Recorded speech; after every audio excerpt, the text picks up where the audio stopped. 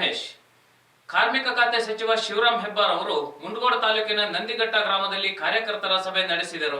ಕಾರ್ಮಿಕ ಖಾತೆ ಸಚಿವರಾದ ಶಿವರಾಂ ಹೆಬ್ಬಾರ್ ರವರು ಮುಂಡಗೋಡು ತಾಲೂಕಿನ ನಂದಿಘಟ್ಟ ಗ್ರಾಮದಲ್ಲಿ ಕಾರ್ಯಕರ್ತರ ಸಭೆ ನಡೆಸಿದರು. ಈ ವೇಳೆ ಸಭೆಯನ್ನುದ್ದೇಶಿಸಿ ಮಾತನಾಡಿದ ಶಿವರಾಂ ಹೆಬ್ಬಾರ್ ರವರು, ಕಾರ್ಯಕರ್ತರ ಶಕ್ತಿಯೇ ನಮ್ಮೆಲ್ಲರ ಶಕ್ತಿ. ನಾವೆಲ್ಲ ಒಂದಾಗಿ ಪಕ್ಷವನ್ನು ಸಂಘಟಿಸಬೇಕಿದೆ. ಕೇಂದ್ರ ಮತ್ತು ರಾಜ್ಯ ಸರ್ಕಾರಗಳ ಅಭಿವೃದ್ಧಿ ಕಾರ್ಯಗಳನ್ನು ಮನೆ ಮನೆಗೆ ತಲುಪಿಸಬೇಕಿದೆ. ಕ್ಷೇತ್ರದ ಮತದಾರರು ಭಾರತೀಯ ಜನತಾ ಪಕ್ಷವನ್ನು ಬೆಂಬಲಿಸುವಂತಾಗಬೇಕು. ಈ ನಿಟ್ಟಿನಲ್ಲಿ ನಾವೆಲ್ಲ ಶ್ರಮ ವಹಿಸೋಣ ಎಂದು ಹೇಳಿದರು. ಈ ಸಭೆಯಲ್ಲಿ ಮಂಡಲಾಧ್ಯಕ್ಷ, ಪಕ್ಷದ ವಿವಿಧ ಸ್ತರದ ಪದಾಧಿಕಾರಿಗಳು, ಮಹಾಶಕ್ತಿ ಕೇಂದ್ರದ ಅಧ್ಯಕ್ಷರು, ಶಕ್ತಿ ಕೇಂದ್ರದ ಪ್ರಮುಖರು, ಬೂತ್ ಅಧ್ಯಕ್ಷರು, ಕಾರ್ಯಕರ್ತರು, ಗ್ರಾಮ ಪಂಚಾಯತ್ ಸದಸ್ಯರು, ಸಾರ್ವಜನಿಕರು ಹೆಚ್ಚಿನ ಸಂಖ್ಯೆಯಲ್ಲಿ ಪಾಲ್ಗೊಂಡಿದ್ದರು.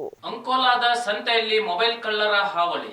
ಅಂಕೋಲಾ ಪಟ್ಟಣದ ಸಂತೆ ಮಾರ್ಕೆಟ್ನಲ್ಲಿ ಮತ್ತೆ ಮೊಬೈಲ್ ಕಳ್ಳರ ಹಾವಳಿ ಹೆಚ್ಚಾಗುತ್ತಿದ್ದು, ಸಂತೆಗೆ ಆಗಮಿಸುವವರಲ್ಲಿ ಆತಂಕ ಉಂಟು ಮಾಡುತ್ತಿದೆ. ಸಂತೆಯಲ್ಲಿ ಒಂದೇ ದಿನ 4 ಮೊಬೈಲ್ ಕಳವಾಗಿರುವ ಕುರಿತು ಪೊಲೀಸ್ ದೂರು ದಾಖಲಾಗಿದೆ. ಪಟ್ಟಣದ ರವೀಂದ್ರ ರಾಯ್ಕರ್, ಕಿರಣ್ ಶೇಟ್ ಮೊಬೈಲ್ ಕಳೆದುಕೊಂಡವರು. ಇವರು ಸಂತೆಗೆ ತರಕಾರಿ ತರಲು ಹೋದಾಗ ಮೊಬೈಲ್ ಅನ್ನು ಕಳ್ಳರು ತನ್ನ ಚಾಣಾಕ್ಷ ಬುದ್ಧಿಯಿಂದ ಎಗರಿಸಿದ್ದಾರೆ. ಮೊಬೈಲ್ ಕಳೆದುಕೊಂಡವರು ಮನೆಗೆ ಹೋಗಿ ಜೇಬಿನಲ್ಲಿ ಮೊಬೈಲ್ ಇಲ್ಲಾಗಿದ್ದನ್ನು ನೋಡಿ ಮನೆಯವರಿಗೆ ವಿಚಾರಿಸಿದರೂ ಪತ್ತೆ ಆಗದ ಕಾರಣ ಪೊಲೀಸ್ ಠಾಣೆಗೆ ಬಂದು ದೂರು ದಾಖಲಿಸಿದ್ದಾರೆ. ಇದೇ ತರಹ ಮತ್ತೆ 2 ಪ್ರಕರಣಗಳು ವರದಿಯಾಗಿದೆ. ತಮ್ಮ ದುಬಾರಿ ಮೊಬೈಲ್ ಕಳೆದುಕೊಂಡವರು ಬಹಳ ಆತಂಕಕ್ಕೆ ಒಳಗಾಗಿದ್ದಾರೆ. ಪೊಲೀಸರು ಪ್ರಕರಣ ದಾಖಲಿಸಿಕೊಂಡು ಮೊಬೈಲ್ ಕಳ್ಳರ ಪತ್ತೆಗೆ ಬಲೆ ಬೀಸಿದ್ದಾರೆ. ವಕೀಲರು ನ್ಯಾಯಾಂಗ ವ್ಯವಸ್ಥೆಯಲ್ಲಿ ಉನ್ನತ ಸ್ಥಾನಕ್ಕೇರಬೇಕಿದೆ ಎಂದು ಜಿಲ್ಲಾ ಆಡಳಿತಾತ್ಮಕ ನ್ಯಾಯಾಧೀಶ ಎಚ್.ಡಿ. ನರೇಂದ್ರ ಬಾಬು ಹೇಳಿದರು. ನ್ಯಾಯಾಲಯ ಮತ್ತು ವಕೀಲರು ಪರಸ್ಪರ ಅವಿನಾಭಾವ ಸಂಬಂಧ ಹೊಂದಿದ್ದು, ಗ್ರಾಮೀಣ ಭಾಗಗಳಲ್ಲಿ ಕೆಲಸ ಮಾಡುವ ವಕೀಲರು ನ್ಯಾಯಾಂಗ ವ್ಯವಸ್ಥೆಯಲ್ಲಿ ಉನ್ನತ ಸ್ಥಾನ ಪಡೆಯುವಂತೆ ಪ್ರೋತ್ಸಾಹ ನೀಡುವ ಅಗತ್ಯತೆ ಇದೆ ಎಂದು ಹೈಕೋರ್ಟ್ ನ್ಯಾಯಮೂರ್ತಿ, ಜಿಲ್ಲಾ ಆಡಳಿತಾತ್ಮಕ ನ್ಯಾಯಾಧೀಶ ಎಚ್.ಡಿ. ನರೇಂದ್ರ ಬಾಬು ಹೇಳಿದರು. ಅವರು ಅಂಕೋಲಾ ತಾಲೂಕಿನ ಜೆಎಂಎಫ್ಸಿ ನ್ಯಾಯಾಲಯದ ಆವರಣದಲ್ಲಿ ನ್ಯಾಯಾಂಗ ಇಲಾಖೆ ಮತ್ತು ವಕೀಲರ ಸಂಘದ ಆಶ್ರಯದಲ್ಲಿ ವಕೀಲ ಸಂಘದ ಕಟ್ಟಡ ಅಡಿಗಲ್ಲು ಸಮಾರಂಭವನ್ನು ವರ್ಚುವಲ್ ಮೂಲಕ ಅಡಿಗಲ್ಲು ಕಾರ್ಯಕ್ರಮ ನೆರವೇರಿಸಿ ಮಾತನಾಡಿದರು. ನ್ಯಾಯಾಲಯಗಳಲ್ಲಿ ಹೈಬ್ರಿಡ್ ವಿಚಾರಣಾ ವಿಧಾನ ಮುಂದುವರೆದಿದ್ದು, ಇದರಿಂದಾಗಿ ಯಾವುದೇ ಗ್ರಾಮೀಣ ಭಾಗಗಳ ವಕೀಲರು ಅವರಿರುವ ಸ್ಥಳದಿಂದಲೇ ಹೈಕೋರ್ಟ್ನಲ್ಲಿ ವಾದ ಮಾಡಬಹುದಾಗಿದೆ. ನ್ಯಾಯಾಲಯದ ಆವರಣದಲ್ಲಿ ವಕೀಲ ಸಂಘದ ಸದೃಢ ಕಟ್ಟಡ ನಿರ್ಮಾಣಗೊಂಡು ಅಲ್ಲಿ ಕಿರಿಯ ವಕೀಲರಿಗೆ ಮಾರ್ಗದರ್ಶನ ಆಗುವ ರೀತಿಯಲ್ಲಿ ಪರಿಣಿತ ವಕೀಲರುಗಳಿಂದ ಕಾರ್ಯಾಗಾರಗಳು ನಡೆಯಲಿ ಎಂದು ಅವರು ಶುಭ ಹಾರೈಸಿದರು. ಅಧ್ಯಕ್ಷತೆ ವಹಿಸಿದ್ದ ಜಿಲ್ಲಾ ಪ್ರಧಾನ ಮತ್ತು ಸತ್ರ ನ್ಯಾಯಾಧೀಶ ಡಿಎಸ್ ವಿಜಯ್ ಕುಮಾರ್ ಮಾತನಾಡಿ, ಇಂದು ದೇಶದ ಯಾವುದೇ ಮೂಲೆಗಳಿಂದ ನ್ಯಾಯಾಲಯಗಳಲ್ಲಿ ವಕೀಲರು ತಮ್ಮ ಕಕ್ಷಿದಾರರ ಪರ ವಕಾಲತ್ತು ಮಾಡುವ ವ್ಯವಸ್ಥೆ ಇದೆ. ನ್ಯಾಯಾಲಯದ ಆವರಣದಲ್ಲಿ ವಕೀಲರ ಸಂಘದ ಕಟ್ಟಡ ಅತ್ಯಗತ್ಯ ಎಂದರು. ತಾಲೂಕು ಜೆಎಂಎಫ್ಸಿ ನ್ಯಾಯಾಧೀಶ ಮನೋಹರ್ ಎಂ ಮಾತನಾಡಿ ಶುಭ ಹಾರೈಸಿದರು.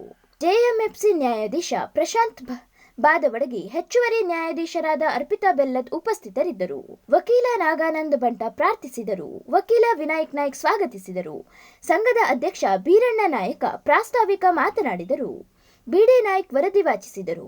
ವಕೀಲ ಉಮೇಶ್ ನಾಯ್ಕ್ ಕಟ್ಟಡ ಮಂಜೂರಾತಿಗೆ ಸಹಕರಿಸಿದವರನ್ನು ನೆನೆದರು.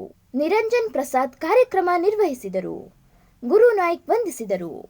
ಹಿರಿಯ ವಕೀಲರುಗಳಾದ ಸುಭಾಷ್ ನಾರ್ವೇಕರ್, ವಾಸುದೇವ್ ನಾಯಕ್, ಶಾಂತಾ ಹೆಗಡೆ, ಅನಂತ್ ತಲಗೇರಿ, ವಿನೋದ್ ಶಾನ್ಭಾಗ್, ಗಜಾನನ್ ನಾಯ್ಕ್, ತೇಜು ಬಂಟ ಸೇರಿದಂತೆ ಮೊದಲಾದವರು ಪಾಲ್ಗೊಂಡಿದ್ದರು.